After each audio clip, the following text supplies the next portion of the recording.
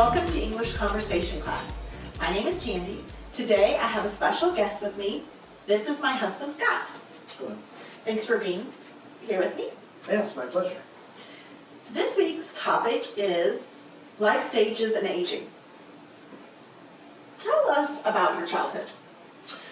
I was born and raised outside of Rochester, New York. Lived in the same house all the way until I left high school, went to college. I have an older brother and two older sisters, so I'm the youngest of four.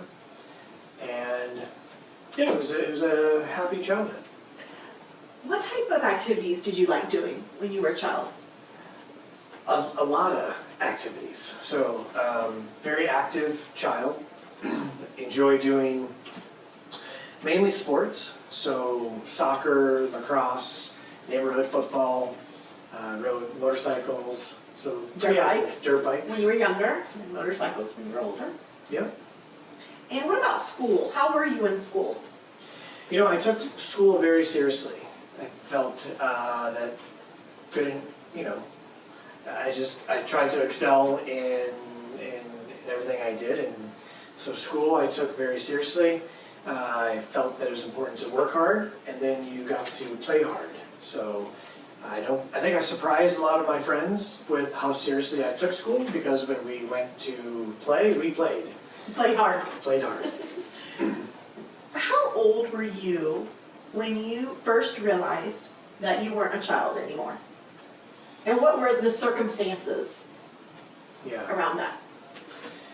I think I said goodbye to my childhood after I graduated from college.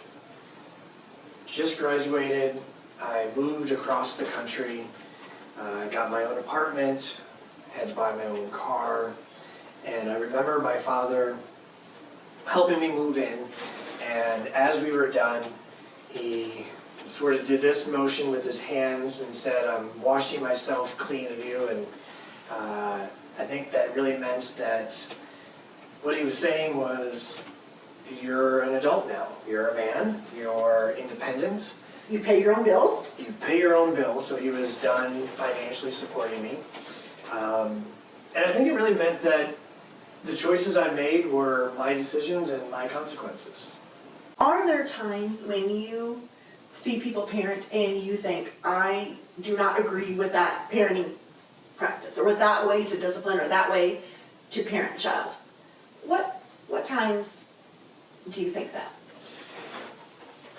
I think it's obvious when a parent is not parenting a child that should be. So if they're doing something I believe is inappropriate in public, being disrespectful, and parents not sort of correcting the child and modeling the appropriate behavior.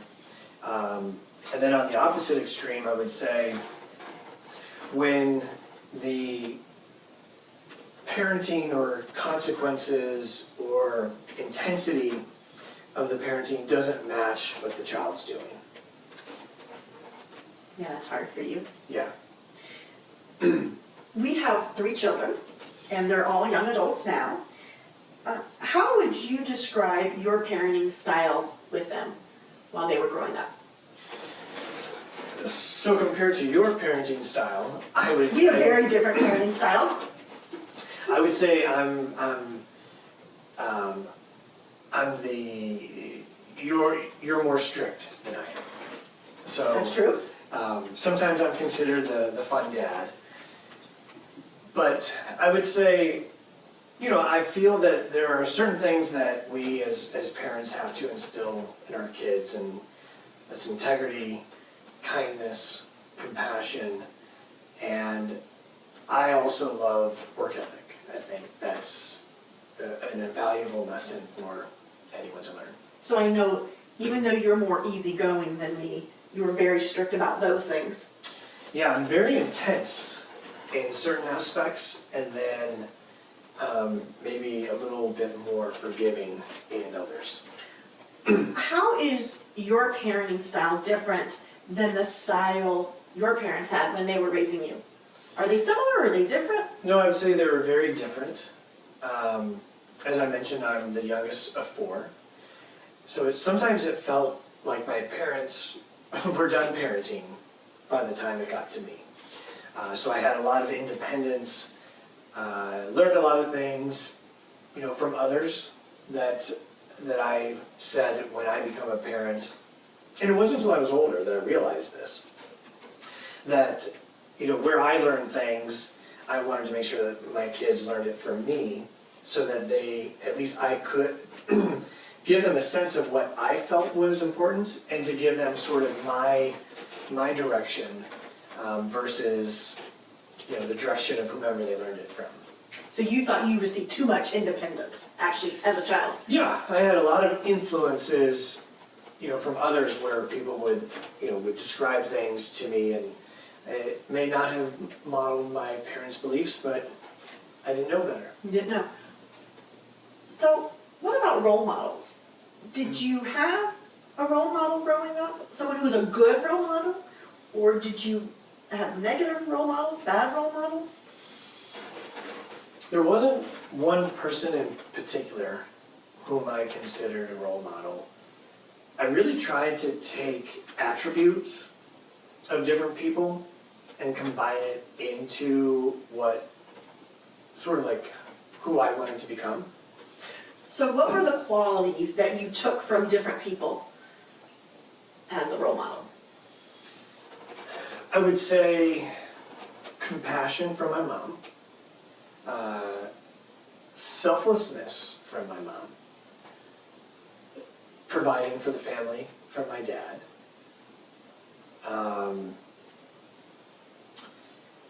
being a good friend from some of the friends whom I chose to have.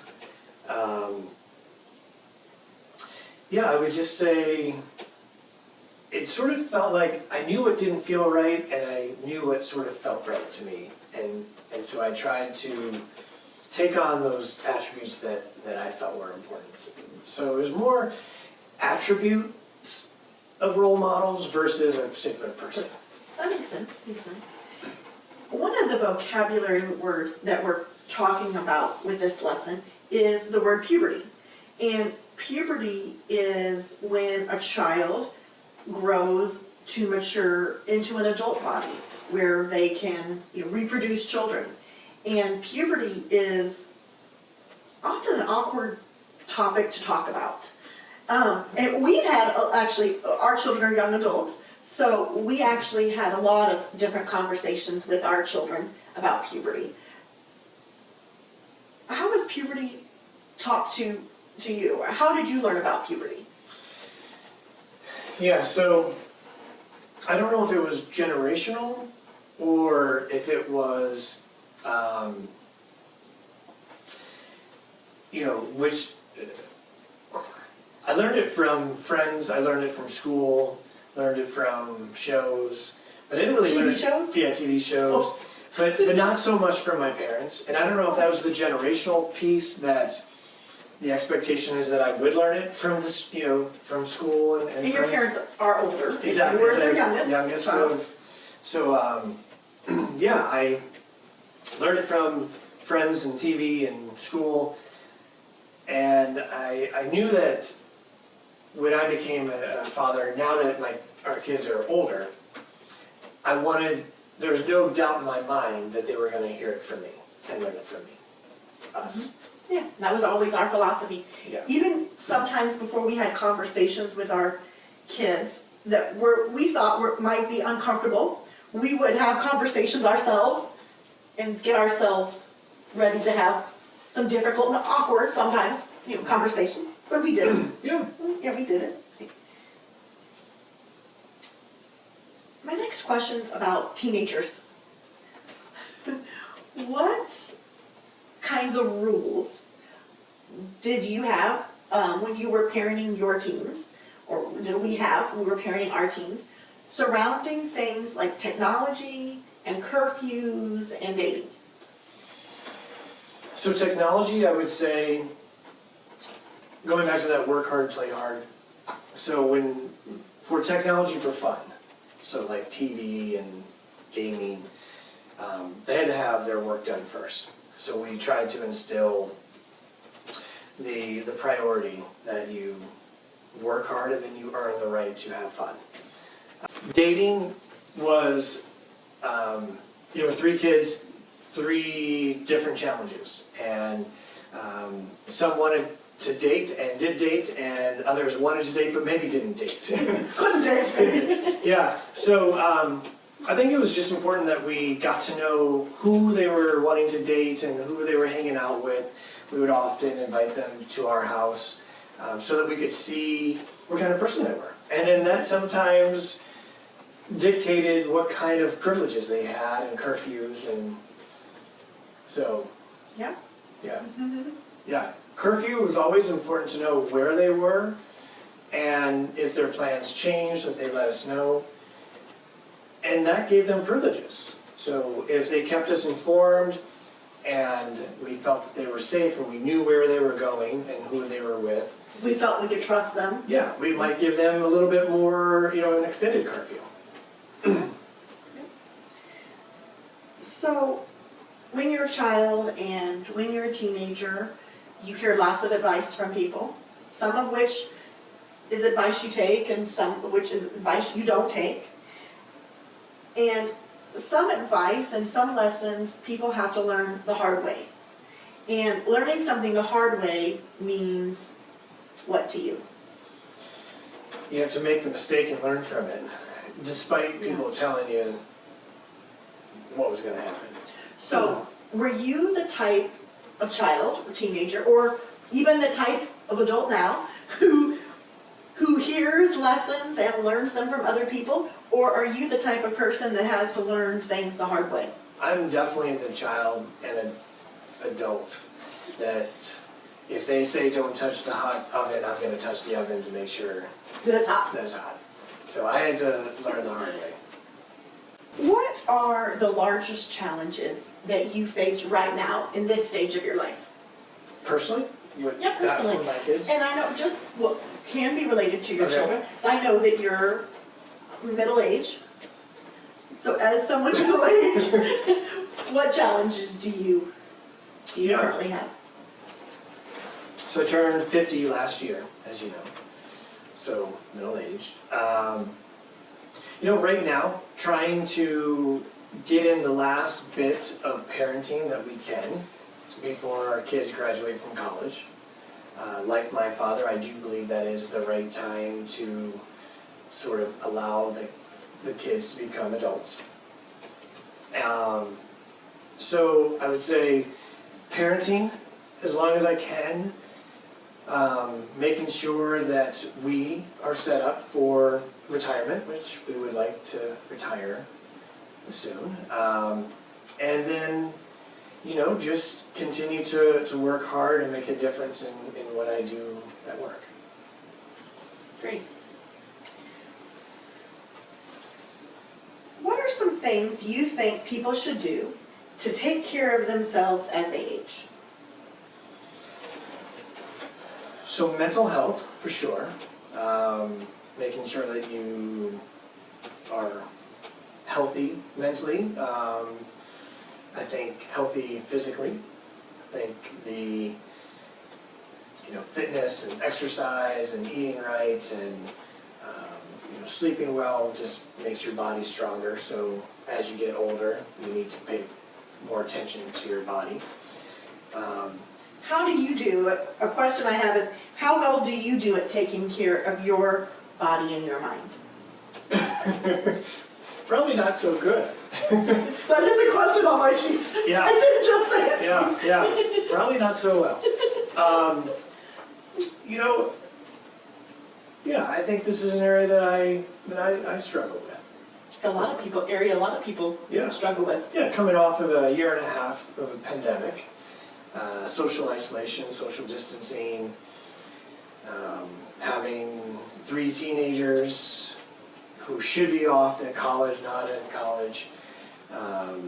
This was a tough year for The a lot of fear. people. Yeah, fear and it's a tough year. So I think we all just have to give ourselves a little bit of a break and forgiveness and some grace and now that we are hopefully coming out of, Hopefully the worst. hopefully the worst of what we've seen and experienced, I think it's really time to reignite the physical, mental, and social, awareness and say care. One of the vocabulary words we have is multi-generational home, which is a home where people of different generations live together. So there would be maybe grandparents and parents and children all living in the same house. Tell us about how that relates to you. So my grandfather did actually move in with us when I was freshman in college. So I didn't get to experience it full time because I was away. I was in Georgia and my family was still living in New York. Yet when I came home for summers, it presented a different dynamic, for sure. So tell me, what advantages do you see in multi-generational living? Well, I think care and compassion. I mean, that's probably as evident as it gets, that as your parent ages, the roles reverse, and then it's the child's responsibility to take care of their parents. And I think that's a nice way to repay what your parent has done for you. I think it is and again, the question. But it's just, I'd like to know advantages Oh, and advantages.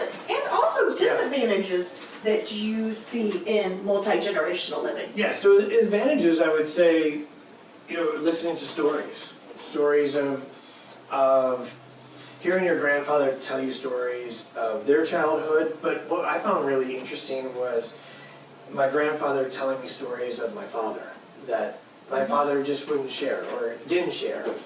So I learned a lot about my dad through my grandfather, which was, and sort of how my dad's childhood shaped him to become the man that he is. So that is clearly an advantage. I would say a disadvantage is it changes the whole home dynamics. If you have not lived in a multi-generational home and then all of a sudden you do. Correct. Right? Some Correct. people are raised their whole life in a multi-generational home and it's all, And that's norm. I know. That becomes the normal. it wasn't for your family. Yeah, our normal was not having a multi-generational family. So when it did occur later in my life, I was like 18 or 19 years old. It was the first time I experienced it. It took a little bit to get used to. But I think I think the advantages outweigh the disadvantages from my perspective.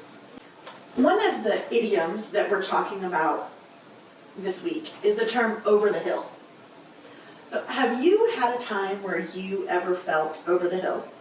And tell us about that time. Yeah. If you do have one. 100%.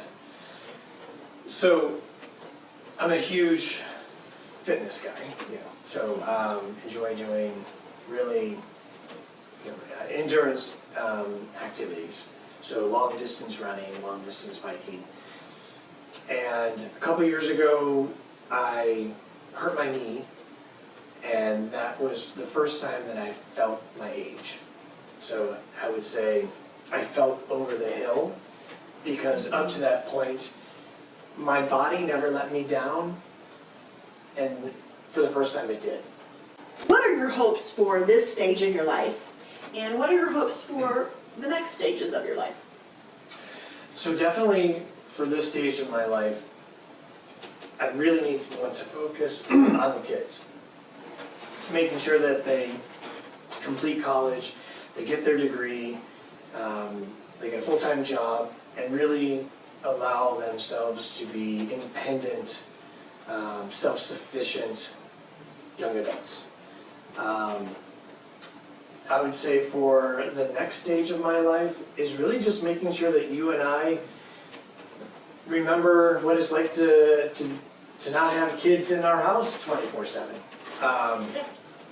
And so figuring out what that means for us. More travel, a little bit more focus on us because we've been spending the last 20 years or so focusing on the kids predominantly. Yeah, looking forward to that. During which life stage do you think people are the happiest, and why?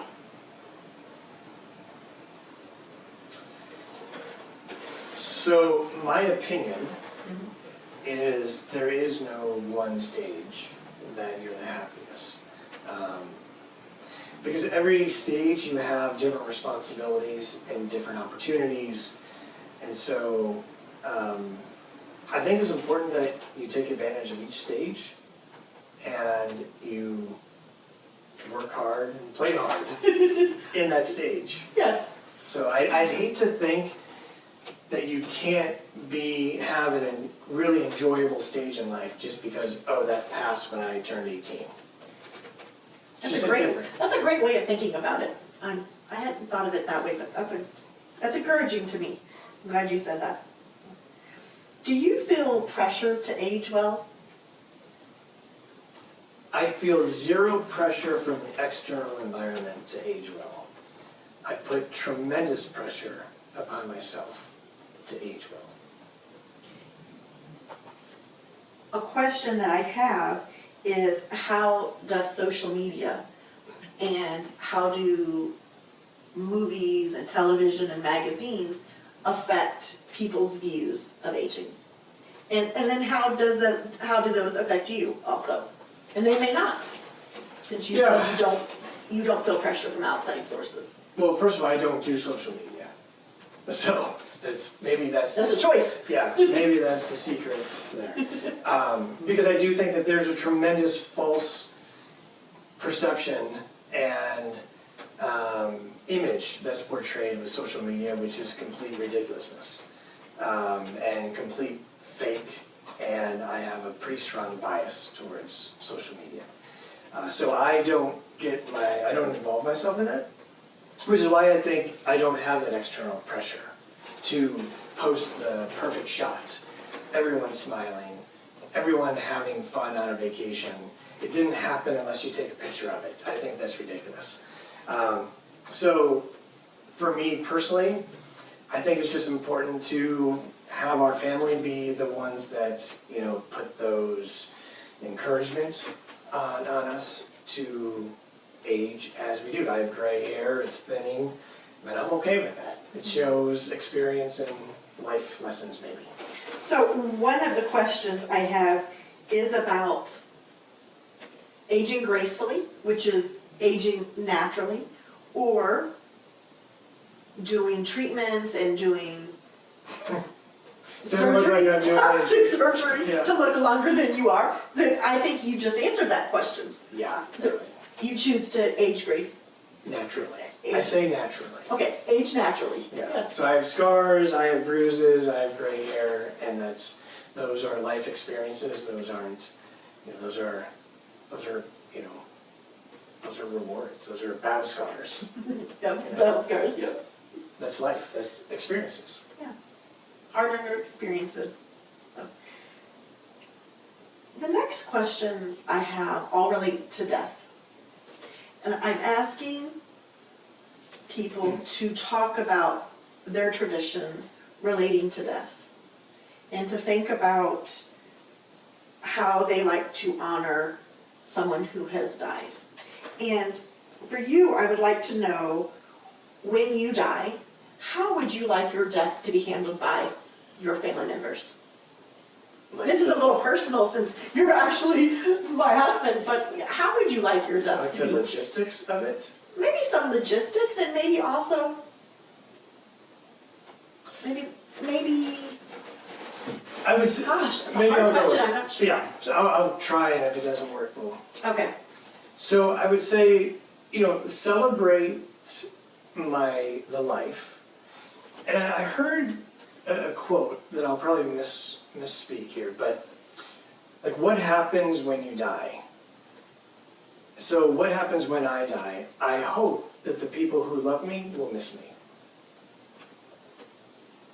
Okay, you're gonna make me cry. Okay. Yeah. Wait, I don't know if I can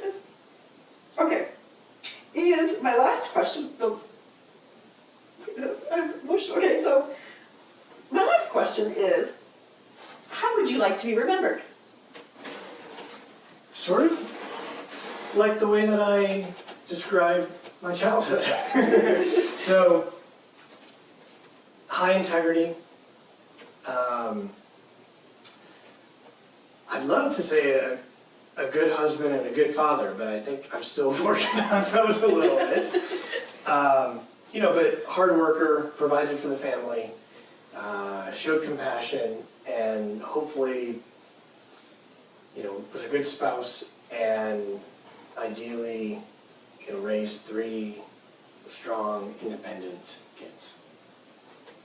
So more of what I leave behind than what I accomplished, which wasn't always my North Star. And now that is Now your it's a little North bit, now it's a little bit more. Yeah. Thanks so much for being with us today. Thanks for letting us video this conversation. Yeah, it was my pleasure. It's great. Thank you. Thank you. And thank you so much for watching the video.